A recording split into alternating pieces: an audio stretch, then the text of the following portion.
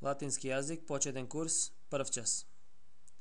Na ovaj čas da ги научиме основните правила како читаме текст на латински јазик. Многу лесно. Латинскиот јазик нормално се пишува со латиница и читаме на класичен начин, како што е напишано, така и читаме. Со тоа што е прво правило, овој знак што ние го читаме ц, во латинскиот јазик секогаш го читаме к. Значи во латинскиот јазик нема звук, нема глас ц, ами секаде овој знак го читаме к. Еве, првото зборче по тоа правило како ќе го прочитаме? Пробајте. Да, ќе го прочитаме каекилиус, каекилиус, каекилиус, каекилиус. Понатаму, est in horto. Caecilius in horto sedet. Значи, читаме све како што е напишано. Servus est in atrio. Овие знакчиња што се горе како капчиња на самогласките, сега не обрнуваме внимание на нив. Тоа се знакови на оваа редакција со која што ќе вежбаме ние латински јазик и значат дека овие самогласки над кои што е напишано капче се долги. Но тоа школски, за онака како што читаме ние школски, сега за сега нема некакво значење. Понатаму, servus in atrio laborat. Еве го, значи, значењето на капчето, кога втората самогласка бројки одназад ќе биде означена со капче, значи кога е долго, тоа значи дека акцентот паѓа на таа самогласка. Значи не е лаборат, не е лаборат, туку е лаборат. Правило во латинскиот јазик во врска со акцентот, значи акцентот не се пишува на зборовите и треба да знаеме на секој збор каде паѓа акцентот. Полеснително е тоа што е слично како во македонскиот јазик. Никогаш не паѓа на првиот одназад кај повеќе сложните зборови. Значи никогаш не може да биде лаборат, каекилиус, хорто, атрио. Значи никогаш не е акцентирано на првиот одназад. Може да биде на вториот или на третиот.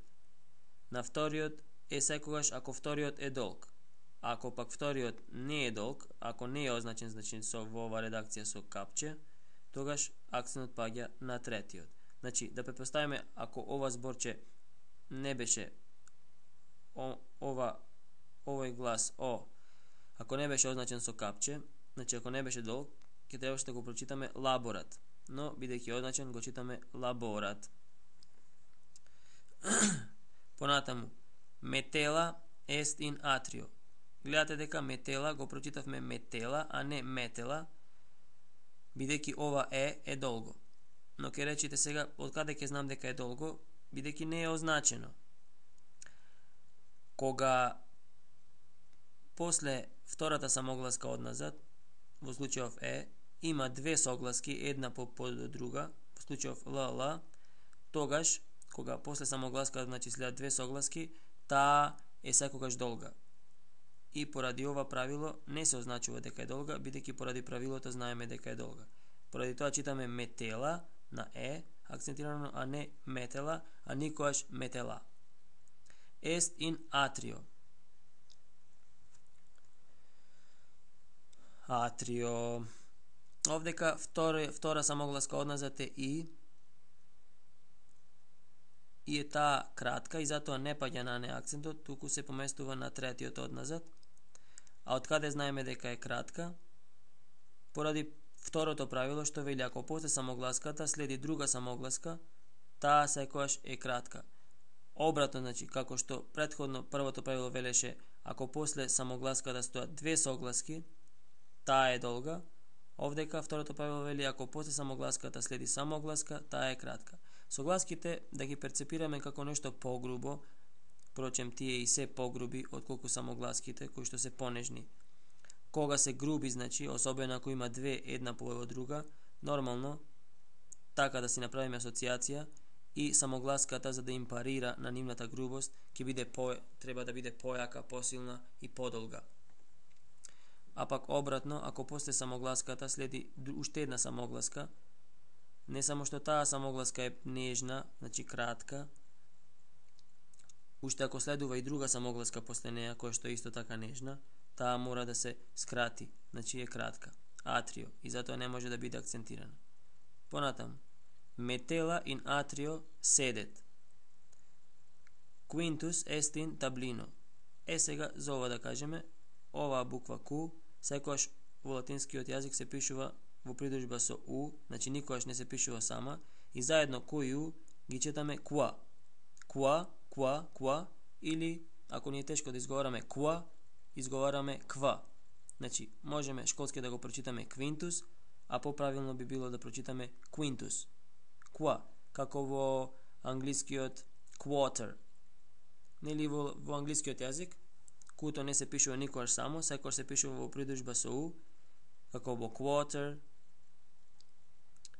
каде што читаме qua.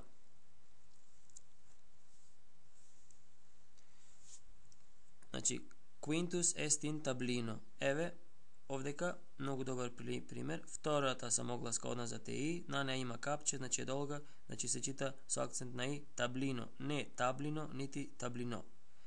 Понатаму, Quintus in tablino scribit. Kerberus est in via. Да пазиме на оваа буква, значи рековме дека секогаш ја читаме К. Понатаму, Quoquus est in collina. Гледаме овдека Q и U заедно, како што имавме горе во Quintus, и ги читаме qua. Quoquus, quoquus, quoquus. Quoquus est in collina. Не е кулина, не е кулина, туку кулина, бидејќи втората одназад е долга. Quoquus in collina dormit. Kerberus intrat. Kerberus circumspectat. Во circumspectat глаголот, втората самогласка одназад е. После неја гледаме дека има две согласки К и Т. И поради првото правило кое што го кажавме погоре, како што беше во Метела, кога после самогласката следат две согласки, таа е секогаш долга, а бидејќи на второ место ќе биде акцентирана, значи circumspectat. Quibus est in mensa. Canis salit. Canis in mensa stat. Grumio stertit.